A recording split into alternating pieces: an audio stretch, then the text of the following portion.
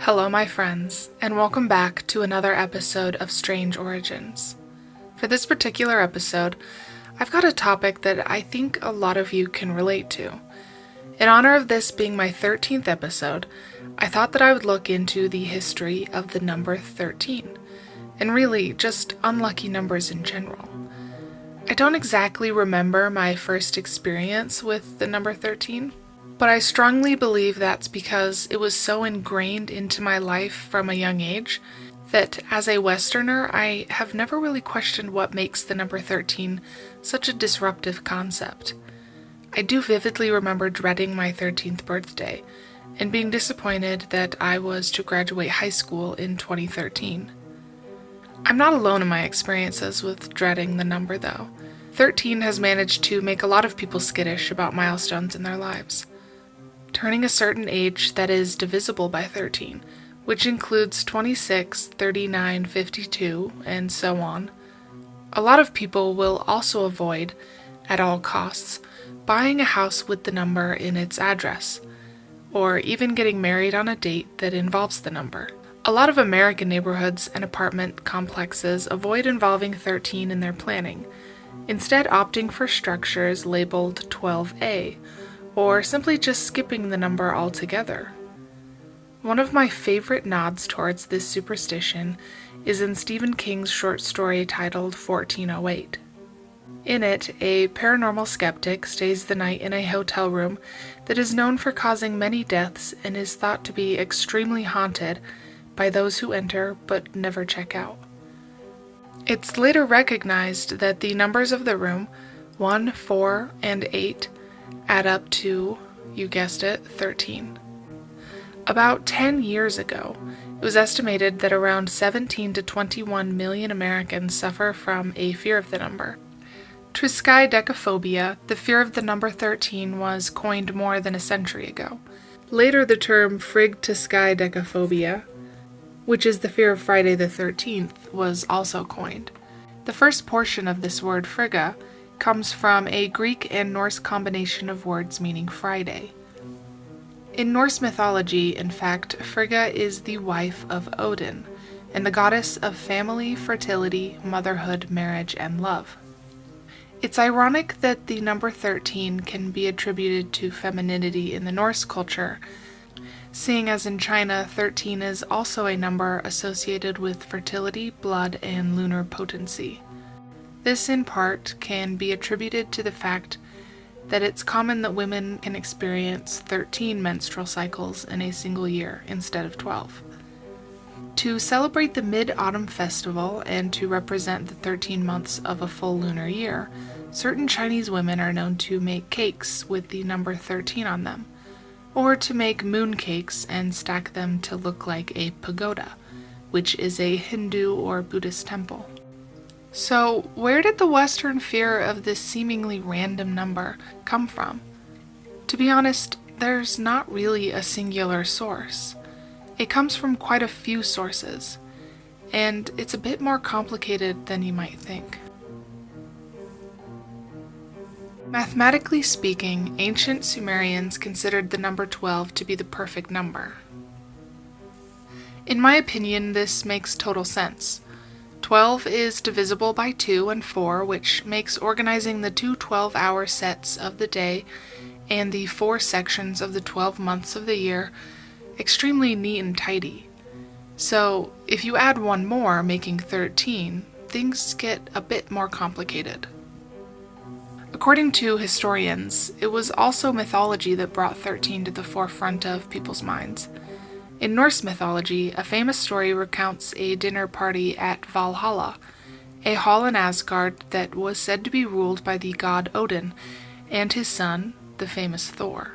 While 12 gods were present at this party and everyone was happy, eating and drinking and telling stories, the trickster Loki decided to appear, thus causing there to be 13 guests. Loki caused trouble, as he was famous for doing, and convinced one of the guests to shoot the god Balder, who was one of Frigga and Odin's sons. He was known for being the god of light, joy, purity, and of the summer sun. Balder was killed by another guest with a mistletoe-dipped arrow, and after that, quote, "the whole earth got dark. The whole earth mourned. It was a bad, unlucky day," end quote. This is also why today it's considered bad luck to sit down at a table of 12, making the number 13. In a strikingly similar story, Christian theology recounts in the New Testament that the Last Supper featured 13 members, including Jesus and his 12 disciples.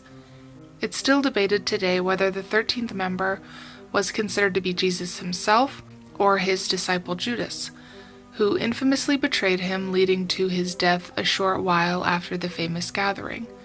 Some scholars also believe that the Last Supper occurred on the 13th of Nisan, which is a month on the Jewish calendar, while others believe that it was the crucifixion of Christ that occurred on the 13th instead of the Last Supper. It's also infamously known that the Knights Templar, the Catholic military order that was headquartered in Jerusalem around 1100 AD, was rounded up and executed on Friday, October 13th, 1307. At the time, the knights acted as money keepers for European kings, including the French king Philip IV. After a war, Philip couldn't repay the knights and schemed with powerful members of the church to accuse the knights of Satanism and other crimes. When the entire group was killed, there was no longer anyone to recall his debt, and he was then free of his obligation of repayment. Beyond religion, 13 seems to show up in some of the darkest moments of history. It's even said that traditionally there were 13 steps up to the gallows. This, according to sources, makes sense, as it would allow for officials to hang people charged with crimes from a tall enough height that their feet wouldn't touch the ground when pushed down. Along with that belief, there is also a story that states that executioners would tie the rope used to hang people with 13 knots. While there's not a lot of evidence to back up the claim that this was actually put into practice, American songwriter Woody Guthrie, who also famously wrote the song "This Land Is Your Land," also wrote about the 13 knots in a hangman's noose. He wrote, quote, "Did you ever see a hangman tie a hang knot? I've seen it many a time, and he whines. After 13 times, he's got a hang knot," end quote. It also adds fuel to the idea when you realize that traditionally, a coven of witches usually has 13 members. In some stories, it is all 13 that make up a coven, and in others, the coven is made up of 12 witches, and is brought up to the number 13 when the devil joins the group. It is also known by some that the 13th card of a tarot deck is the character of death. This character is usually depicted as a knight in armor, riding a pale white horse. He's often thought of as one of the 4 horsemen of the apocalypse that appears in the final book of the New Testament in the Christian faith. Though the card's meaning is often misconstrued, the death card can mean a lot of things, and not all are necessarily bad. As tarot card readers avoid predicting actual deaths, the 13 card stands more as a representation of rebirth or change. If you draw the card in a session, you should look at it as more of a signal to let go of old issues or beliefs, or rather a past version of yourself that needs to be put to rest. It's also a well-known wives' tale that having 13 letters in your name means that you are cursed. While a pretty silly superstition in my opinion, it doesn't help to quench your fears when you realize that a number of murderers have 13 letters in their names. This includes Charles Manson, Jeffrey Dahmer, Theodore Bundy, and Albert DeSalvo. Though thinking about it, I am starting to wonder if that includes just last names, as my surname Wolstenholme consists of 13 letters. The US isn't the only country to fear a number, though. In Italy, 17 is the number to be feared. This is because in Roman numerals it can be rearranged to translate to I have lived, which is the past tense of the phrase, signifying the idea that if you have already lived, that you in fact are already dead. The fear of the number is so strong that a lot of planes avoid having a 17th row, and a few hotels don't feature the room 17. Infamously, the number 616 or 666 is often cited as related to the devil. This is because it was mentioned in the book of Revelations in the New Testament as, quote, the mark of the beast. And as I'm recording this episode, it's also ironic that as I looked at my statistics for who has been listening to this podcast, the total number of listens has reached the number 666. Alternatively, in Asian superstition in regions such as Hong Kong and Macau, the number 13 is considered lucky, as it sounds similar to a Cantonese phrase that means sure to live. The number 14, rather, is unlucky, as it sounds like a phrase that translates to sure to die. Beyond just the number 13, the Western world has also grasped onto the idea that the occasional Friday the 13th on our calendars are cause to fear. While Westerners have run with the superstition, making comments whenever something unfortunate happens on those days, the fear of particular days of the week has pretty deep roots in European history. First of all, it's known that Romans preferred to execute people on Fridays. Secondly, it's known that in certain Spanish-speaking countries, and also in Greece, it's Tuesday the 13th that is considered bad luck. This is in part due to the fact that the Greeks assigned a god to every day of the week, and the one assigned to Tuesday was the god of war, Ares. Along with that is the fact that Tuesday is the third day of the week, which is another number that holds a lot of superstitious weight. The belief that Tuesday and the 13th were cursed was later strengthened when Constantinople fell to the Fourth Crusade on a Tuesday the 13th in 1204, and later again to the Ottomans on a Tuesday the 29th in 1453. The fear of the number 13 even went so far as to spook Christopher Columbus from putting down the correct date of his landing in the Americas. While he had hit dry land on the 13th of October, he made a decision to change the date to the 12th, so as to not scare people away from coming to the new land. In more recent years, infamous events that have occurred on Friday the 13th include the bombing of Buckingham Palace in September of 1940, the disappearance of a Chilean Air Force plane in the Andes in October of 1972, and the killing of Tupac in September of 1996. It's not a great day for natural disasters to occur either. The Australian bushfires of 1939, which killed 36 people in one day, and the cyclone that hit Bangladesh in 1970, killing 300,000 people, are among the list of natural events to occur on a Friday the 13th. That also includes a freak snowstorm that hit Buffalo, New York in October 2006, and which put 22 feet of snow on the ground. The unexpected storm caused havoc, with around 1 million people losing power for up to a week. In Scandinavian folklore, days that are considered to be unlucky are referred to as Tycho Brahe days. This is usually in reference to witchcraft and what was considered the best or worst days to perform magic on. Tycho was a man who lived in the late 1500s, who was famous for being an astronomer, astrologer, and alchemist. If you check out my Instagram page at Strange Origins Podcast, you can see a picture of Tycho and what I would refer to as his magnificent mustache. These quote-unquote unlucky days were listed in widely used almanacs, though it's still debated today whether Tycho personally had anything to do with the naming of these days. Some say that he was very scientific, empirical, while others state that he was extremely superstitious. Nonetheless, the mention of Tycho Brahe days still shows up in Scandinavian folklore. In the last century or so, it's thought that the idea that Friday the 13th was cursed was popularized by a man by the name of Thomas W. Lawson. Lawson had run away at 12 to become a clerk at a Boston bank, and soon after that took an interest in stocks. He afterward became a multimillionaire by investing in the copper boom of the 1890s. Around 1907, he wrote a book titled Friday the 13th. The book followed a broker who took advantage of the fear of the date in order to create a Wall Street panic. This was around the time that a boat named after Lawson, which was the only 7-masted schooner in existence, and which he had heavily invested in, wrecked off the Isle of Scilly on a Friday the 13th. Unsurprisingly, the belief in bad luck spilled over into the sports world. It's believed that the football quarterback Dan Marino, despite being one of the best in his position, never managed to win a Super Bowl. A lot of fans speculate that this is due to the fact that his jersey number was 13. The same thing happened with basketball player Steve Nash. Despite having a career that landed him a spot in the Basketball Hall of Fame, he never won himself a championship. Some believe it's because of his jersey number. Athletes aren't the only ones that suffer from the fear, though.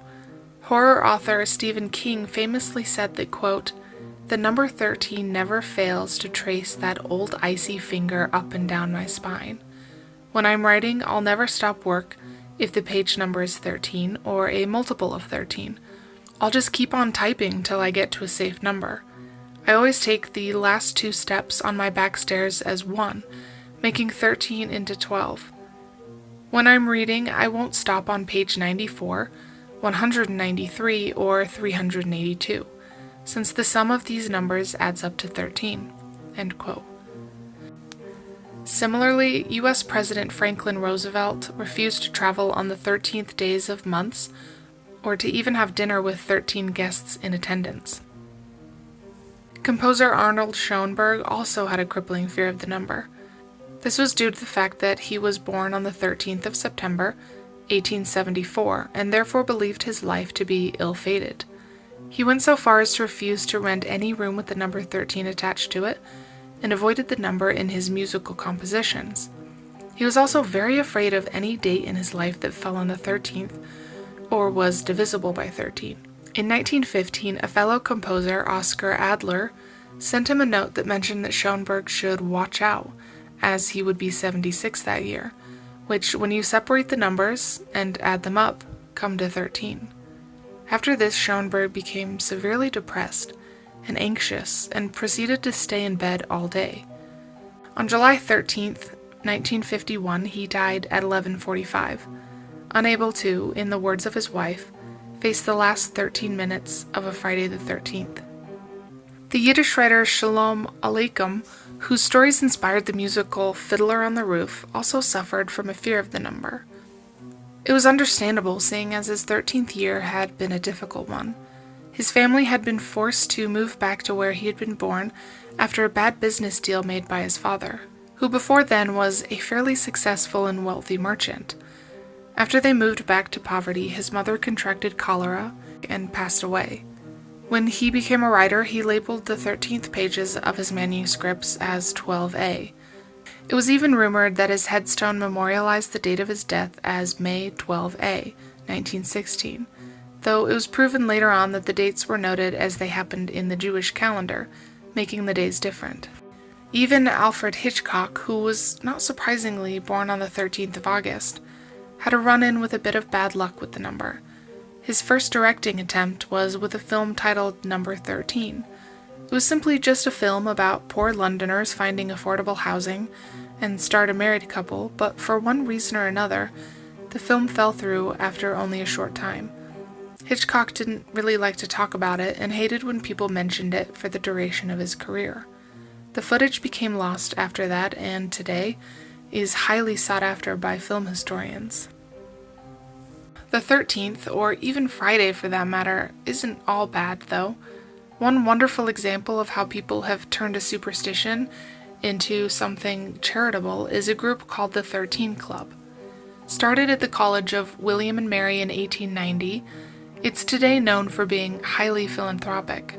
Founded by Captain William Fowler, the club reveled in the number 13, dispelling the myth that 13 dinner guests meant bad luck and only dined together officially when 13 guests were in attendance. Fowler had had good luck with the number in his youth, attending the 13th Public School of Manhattan, where he had graduated at the age of 13. He had also built 13 structures when employed as a builder in New York. When the Civil War rolled around, he went on the 13th of April to enroll to fight, and actually ended up participating in 13 battles. He later resigned on the 13th of September of the same year. After that, he both bought and sold a successful bar on the 13th. In order to keep the good luck rolling, he decided to always be a member of 13 clubs. Besides one where he and his friend drank boiling whiskey for some reason, his most popular club was the 13 Club. At these dinners, which were held on the 13th, they enjoyed 13 courses, which were always lit by 13 candles. 4 U.S. presidents were even a part of the club at one point or another, including Chester A. Arthur, Grover Cleveland, Benjamin Harrison, and Theodore Roosevelt. The members of the first gathering, in fact, were so stable in their lives and careers that in a report following their first January meeting, it was stated in the history books that, quote, "Out of the entire roll of membership, whether they have participated or not in the banquet table, not a single member is dead, or has even had a serious illness. On the contrary, so far as can be learned, the members during the past 12 months have been exceptionally healthy and fortunate." End quote. Another famous collegiate association with the number 13 comes from Colgate University. The Colgate 13 began their all-male a cappella group, the second of its kind to exist in the U.S. in 1942. The group was named after the 13 men who offered $13 and 13 pairs each to found the university in 1819. They were so popular that they even performed the national anthem at the 13th Super Bowl. Finally, in Finland, Friday the 13th is not necessarily a superstitious day, but is still used as a way to warn people of the dangers of everyday life. Seeing as there is always a Friday the 13th on the modern Gregorian calendar, that day is used to celebrate National Accident Day, which began in 1995 to raise awareness about automotive safety. At the time, Finland was experiencing a large volume of reported accidents that resulted in a high number of deaths. Today those numbers are down thanks to the superstitious nature of Friday the 13th. So, is it just a bunch of coincidences, or is there something just a little bit too off about the number 13? Granted, a lot of the events I've mentioned sound like events that are talked about on the news on a daily basis. Bad things happen every single day, whether they are accidents caused by humans or natural disasters. If something unfortunate isn't happening in your life, then it's happening in someone else's. In my opinion, there's really no way to stop truly unavoidable events. That includes avoiding the number 13. Superstition, in the eyes of most, is really just a band-aid that helps us to believe that we have control over the things that change our lives. In all reality, superstition, including the belief that you should avoid the number 13, is most likely just simple, illusory correlation. When our brains hear that A connects to B, we are much, much more likely to look for evidence to back that idea up, even if that evidence doesn't quite make complete sense. Maybe in the long run, though, it's better that we cling to the belief that certain aspects of life will bring danger. It helps to keep us on our toes, to avoid the real dangers in our life. While an estimated $800 million is lost every time a 13 lands on a Friday in the US, it's also reported that fewer accidents happen on those days. It's not because of some invisible unlucky force though, but rather because people just opt to stay home for the day, avoiding the pitfalls of the outside world. At the same time though, it's hard for me to say that there isn't any truth behind the myth. There have just been one too many coincidences while researching this topic for me to say with full confidence that the number doesn't have a mysterious effect on the world. While coincidences do occur frequently, the stories behind the number 13 seem like more than just simple chance. So really, that only leaves us with two options. Either it's our viewpoints that change the number, or it's our viewpoints that allow the number to change us. Still, it's better to be safe than sorry. So be sure to keep an eye out for the next Friday the 13th, which is scheduled to happen in November of 2020.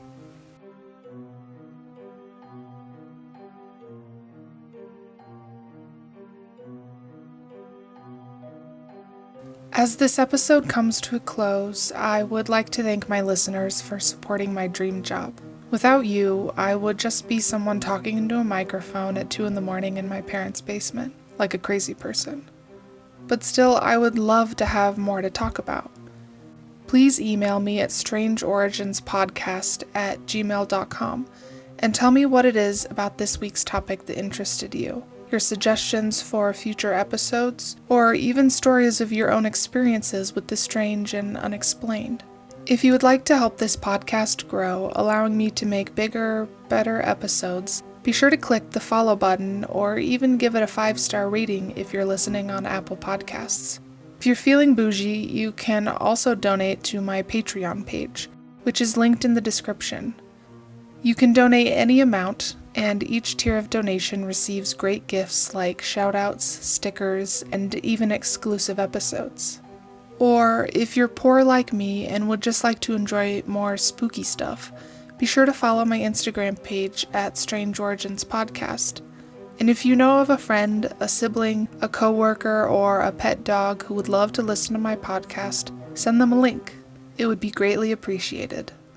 Be safe out there, but more importantly, guys, remember to keep it strange.